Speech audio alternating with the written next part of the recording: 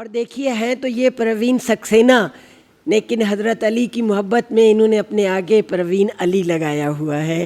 اور آپ لوگ بھی ان کو بلائیے، حالانکہ ان کے پاس وقت بہت کم ہوتا ہے، ان کا اپنا بہت بڑا اسٹوڈیو ہے، لیکن اگر آئی تو منیش سے نمبر نہ لیجیے گا، مجھ سے لے لیجیے گا، میرے پاس بھی ہے. اب ہم اختتام کی طرف بڑھ رہے ہیں.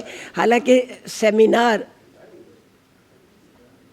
اتنا اہم ہو گیا ہے، اور واقعی مہدی صاحب نے جس کہتے ہیں نیت نیک ہو تو لوگ بڑھ جاتے ہیں، اکیلے چلو کارواں بن جاتا ہے. اگر آپ صحیح راستے پر جا رہے ہیں، اور آپ صرف اس لیے نہیں کہ آپ کو منزل پر پہنچنا ہے بلکہ آپ کو سفر طے کرنا ہے. میں نغمہ صاحبہ، آئیے، ان کو میں نے بتایا تھا کہ ایوارڈ بھی ملا ہے اور انہوں نے کتاب بھی لکھی ہے جس کا رسم اجرا ہوا ہے. میڈیا نے گزارش کی تھی کہ فوراً کر دیجیے، اس لیے ہم سب کا انتظار نہیں کر سکے. آئیے. سب سے پہلے میں کیفیہ اعظمی اکیڈمی اور سعید مہدی صاحب کے شکر گزار ہوں کہ انہوں نے مجھے میری حوصلہ افزائی کی، مجھے پیپر پڑھنے کے لیے بلایا. میں ان کی سالگرہ پر انہیں مبارکباد بھی دیتی ہوں تہہ دل سے. اسٹیج پر تشریف فرما صدر محترم علی جاوید صاحب، میرے استاد پروفیسر علی احمد فاطمی صاحب، جن کی انگلی پکڑ کر کچھ تھوڑا بہت لکھنا پڑھنا آ گیا. اپنے میرے مقالے کا عنوان ہے ساحر لدھیانوی اس پل کا شاعر. اردو شاعری نے ہمیشہ عشق و محبت اور انسان دوستی کے گیت گائے ہیں اور سارے جہاں کا درد و الم اپنے سینے میں سمیٹ لیا. لیکن 20ویں صدی کے ترقی پسند شعراء نے 2 قدم اور آگے بڑھ کر اپنی اصلاحی، سماجی، انقلابی اور احتجاجی نظموں کے ذریعے حالات کو بدلنے کی کوشش کی. اس کے لیے انہیں ہر چند طرح کی صعوبتیں اٹھانی پڑیں، مگر ان کے بڑھتے قدم پیچھے نہیں ہٹے. ان شعراء کی صف میں ساحر بھی پیش تھے، جن کی نظمیں اور غزلیں نہ صرف ان کے دور بلکہ آج کے حالات کے تناظر میں بھی احتجاجی کیفیت کے ساتھ خطابانہ شاعری کے معیار و میزان پر پوری اترتی ہیں. اور آج ہی کیا، جب بھی کوئی پورے انتشار دور آئے گا، ساحر کی یہ نظمیں ظلم کے خلاف احتجاج کا علم لے کر اپنے مخصوص رنگ و آہنگ میں تر و تازہ نظر آئیں گی. کوئی شاعر اپنے زمانے کے سماجی، سیاسی، علمی و ادبی نظریات و محرکات سے بے خبر نہیں رہ سکتا. وہ اپنے زمانے کے انقلابات و تغیرات کا گہرائی سے جائزہ لیتا ہے، مشاہدہ کرتا ہے اور محاکمہ و محاسبہ بھی. اور پھر ان تغیر و تبدل کے جو اثرات سماجی زندگی پر مرتب ہوتے ہیں، ان کا تجزیہ اپنی شاعری میں پیش کرتا ہے. یہی وجہ ہے کہ اس کی شاعری میں اس کا پورا عہد بولتا نظر آتا ہے. چونکہ ساحر ایسے ہی ہنگامہ خیز دور میں سانس لے رہے تھے جہاں انقلاب روس، سرمایہ دارانہ نظام کی ریشہ دوانیاں، آزادی کے لیے احتجاجی و انقلابی تحریکات اور نئے تصورات اور رجحانات نے ساحر کو اس طرح متاثر کیا کہ وہ خاموش نہ رہ سکے. اور ایک حساس شاعر خاموش رہ بھی کیسے سکتا ہے؟ اس لیے انہوں نے کہو کہ آج بھی ہم سب اگر خاموش رہے تو اس دمکتے ہوئے خاکداں کی خیر نہیں. برتری کا احساس اور طاقت کا اندازہ ہمیشہ برقرار نہیں رہتے، ایک نہ ایک دن انہیں مٹنا پڑتا ہے. لیکن بھوک، افلاس اور بے روزگاری جن کا حصہ بنتے ہیں، وہ عوام جو ہمیشہ سے سیاست و حکومت کی چکی میں پستے آئے ہیں، آخر ان کے ساتھ ایسی ناانصافیاں کب تک ہوتی رہیں گی؟ کب انہیں دنیا کے مکر و فریب سے نجات حاصل ہوگی؟ ساحر نے اپنی نظموں میں یہی پوچھا ہے. کون بتلائے گا مجھ کو، کسے جا کر پوچھوں؟ زندگی قہر کے سانچوں میں ڈھلے گی کب تک؟ کب تلک آنکھ نہ کھولے گا زمانے کا ضمیر؟ ظلم اور جبر کی یہ ریت چلے گی کب تک؟ آج کے حالات ہر شخص کے ذہن میں مختلف النوع سوالات کو جنم دے رہے ہیں. انسان ظلم و ستم، جبر و قہر کو دیکھ کر وہی سوچنے پر مجبور ہے جو کل ساحر نے سوچا تھا. کسی فنکار کی سوچ جب شعور سے ہو کر فکر کی معراج تک پہنچتی ہے تو وہ اپنے عہد پر ہی لکھتا ہے، لیکن اس کی تخلیق نہ صرف اس کے عہد کا حصہ ہوتی ہے بلکہ مستقبل کی امانت ہوتی ہے. اور جب بھی ایسی صورتیں درپیش آتی ہیں، وہ اپنی جہتیں تلاش کر لیتی ہے اور سوچنے کو مجبور کر دیتی ہے. ساحر کی یہ نظم ملاحظہ کریں. زندگی تلخ سہی، زہر سہی، سم ہی سہی، درد و آزار سہی، جبر سہی، غم ہی سہی، لیکن اس درد و غم و جبر کی وسعت کو تو دیکھ. ظلم کی چھاؤں میں دم توڑتی خلقت کو تو دیکھ، نو انساں میں یہ سرمایہ و محنت کا تضاد، امن و تہذیب کے پرچم تلے قوموں کا فساد، ہر طرف آتش و آہن کا یہ سیلاب عظیم، نت نئے طرز پہ ہوتی ہوئی دنیا تقسیم، یہ سبھی کیوں ہے، یہ کیا ہے، مجھے کچھ سوچنے دے، کون انسان کا خدا ہے، مجھے کچھ سوچنے دے۔ ساحر کی یہ سوالات ان کے غور و فکر اور تجربات و مشاہدات کا نتیجہ ہیں کہ جب انسان اس طرح کچلا مسلا جا رہا ہے کہ انسانیت کی تصویر بگڑنے لگی ہے، ایسے سوالات کو اٹھانا ضروری ہے۔ اس لیے بھی کہ جب تک یہ سوالات ہمارے سینے میں دفن رہیں گے، زمانے میں کوئی انقلاب نہیں آ سکتا۔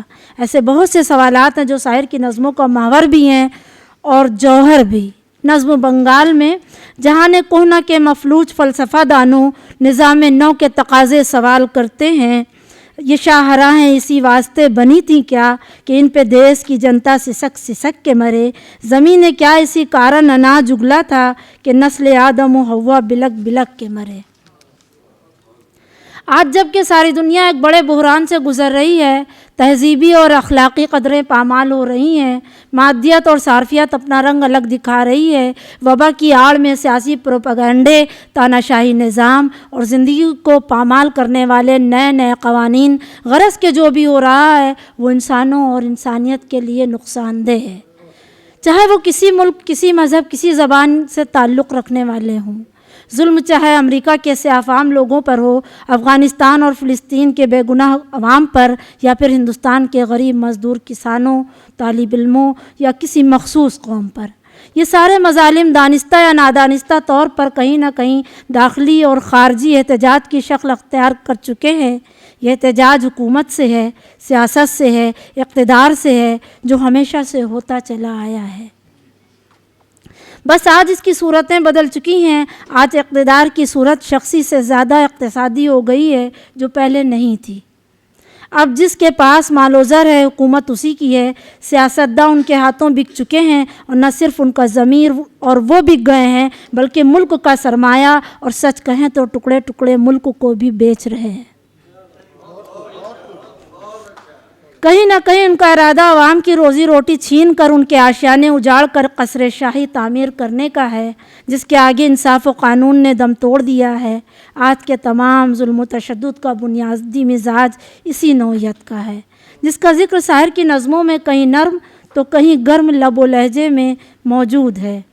میرے سرکش ترانوں کی حقیقت ہے تو اتنی ہے کہ جب میں دیکھتا ہوں بھوک کے مارے کسانوں کو، غریبوں، مفلسوں کو، بے کسوں کو، بے سہاروں کو، سسکتی نازنینوں کو، تڑپتے نوجوانوں کو، حکومت کے تشدد کو، امامت کے تکبر کو، کسی کے چیتڑوں کو اور شہنشاہی خزانوں کو، تو دل تابے نشاط بزم عشرت لا نہیں سکتا، میں چاہوں بھی تو خواب آور ترانے گا نہیں سکتا۔ نہ صرف عوام کا بلکہ ادیب و دانشوروں کا بھی یہی خیال ہے کہ سیاست کی آڑ میں جس طرح ظلم، بربریت اور غیر قانونی سازشوں کو بڑھاوا دیا جا رہا ہے، غیر اخلاقی قوانین نافذ کیے جا رہے ہیں، جب ان کے خلاف کوئی آواز بلند ہوتی ہے تو اسے دیش دروہی کی مہر لگا دی جاتی ہے اس پر، یا پھر انہیں قید کر لیا جاتا ہے، بالکل ویسے ہی جیسے انگریز حکومت نے ہندوستانیوں کے ساتھ کیا تھا۔ حالانکہ حکومت و سیاست کی یہ سازشیں بے نقاب ہو رہی ہیں، پھر بھی سیاسی حکمراں اپنے ناپاک منصوبوں کے ساتھ ملک کی رہبری کا علم لیے آگے بڑھ رہے ہیں۔ شاعر نے ایسے منصوبوں کے خلاف آج سے 70-80 برس قبل ایک نظم کہی تھی: بلند دعوے جمہوریت کے پردے ہیں، فروغ مجلس زندہ ہیں تازیانے ہیں، بنام امن ہے جنگ و جدل کے منصوبے، بشور عدل تفاوت کے کارخانے ہیں، دلوں پہ خوف کے پہرے، لبوں پہ قفل سکوت، سروں پہ گرم سلاخوں کے شامیانے ہیں۔ یہ سچائیاں اس زمانے کی بھی تھیں جب شاعر نے یہ نظم تخلیق کی تھی، اور آج کی بھی ہیں جب ہم شاعر کو نئی صدی میں بلکہ شاعر صدی میں پڑھ رہے ہیں، نئے حالات، نئی سوچ کے ساتھ، کہ آج جس طرح کی سیاسی ریشہ دوانیاں ہو رہی ہیں وہ کل کسی اور صورت میں تھیں جب شاعر باغیانہ اور فلسفیانہ تیور کے ساتھ ایسی نظمیں تخلیق کرنے میں منہمک تھے۔ انگریزوں کے زمانے میں کسانوں کا احتجاج لگان کے خلاف اور آج کاشتکاری قانون کے خلاف ہے۔